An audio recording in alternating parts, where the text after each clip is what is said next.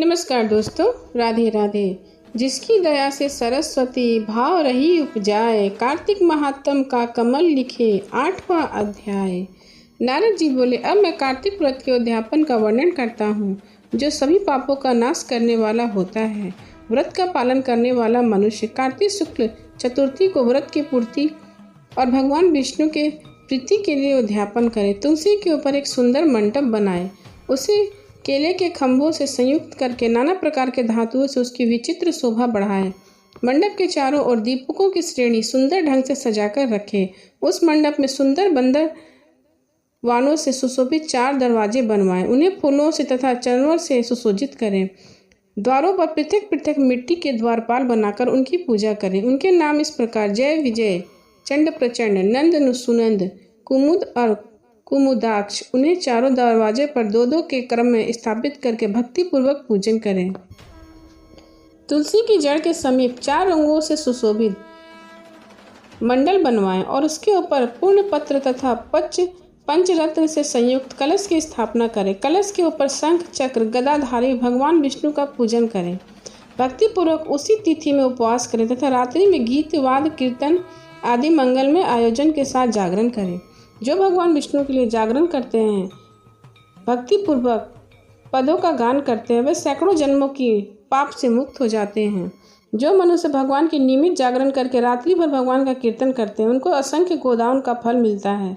जो मनुष्य भगवान की मूर्ति के सामने नित्य गान करते हैं, उनके अनेक जन्मों के एकत्रित पाप नष्ट हो जाते हैं। जो भगवान के सम्मुख बैठकर कीर्तन करते हैं और बंसी आदि बजाकर भक्तों को प्रसन्न करते हैं तथा भक्ति से रात्रि भर जागरण करते हैं, उन्हें करोड़ों तीर्थ का फल मिलता है।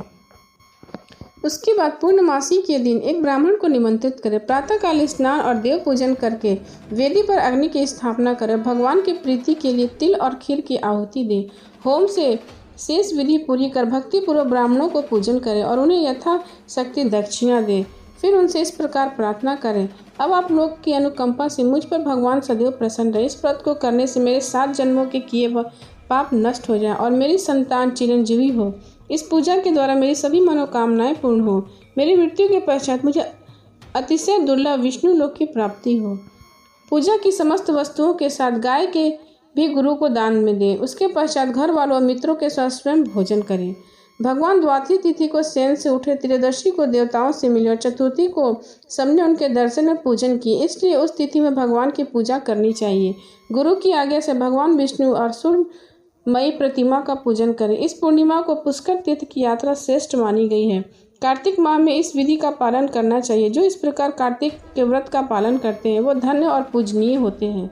उत्तम फल की प्राप्ति होती है। जो भगवान विष्णु की भक्ति में तत्पर होकर कार्तिक में व्रत का पालन करते हैं, उनके शरीर में स्थित सभी पाप तत्काल नष्ट हो जाते हैं। जो श्रद्धा पूर्वक कार्तिक के उद्यापन का महत्व सुनता है या सुनाता है, वह भगवान विष्णु का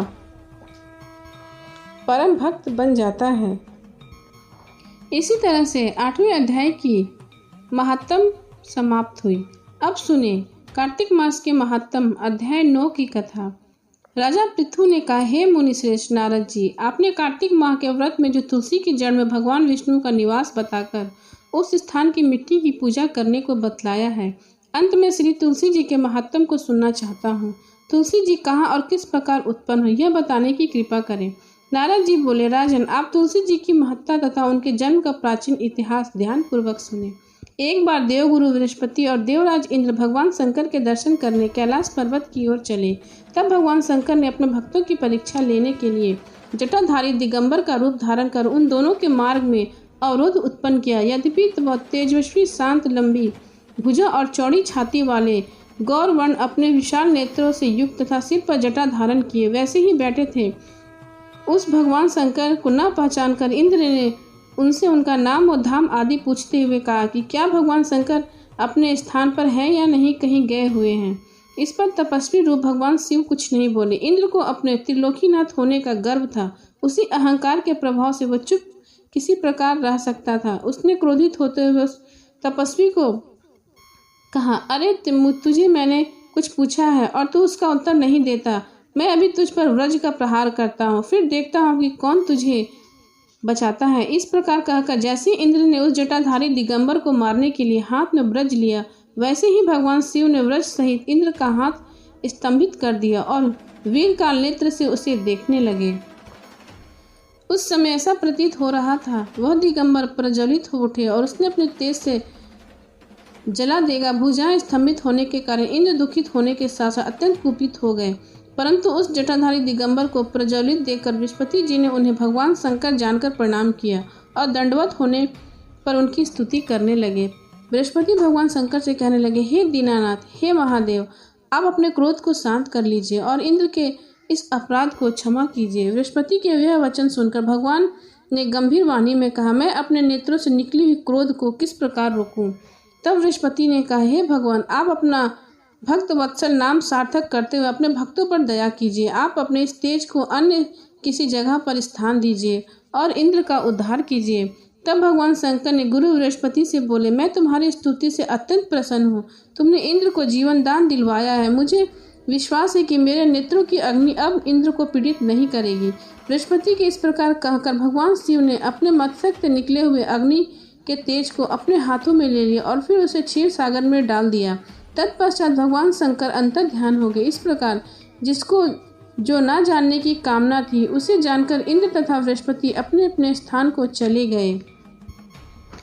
तत्पश्चात नारद जी बोले, हे राजन, जब भगवान शंकर ने अपना वह तेज क्षीर सागर में डाल दिया तो उस समय वह शीघ्र ही बालक होकर सागर के संगम में बैठकर संसार को भय देने वाला रुदन करने लगा। उसके रुदन से संपूर्ण जगत व्याकुल हो उठा, लोकपाल भी व्याकुल हो गए, चराचर चलामय हो गया। शंकर सुवन के रुदन से संपूर्ण ब्रह्मांड व्याकुल हो गया। यह देखकर सभी देवी देवता ऋषि मुनि व्याकुल होकर ब्रह्मा जी के शरण में गए और उन्होंने उनके प्रणाम कर उनकी स्तुति करने लगे।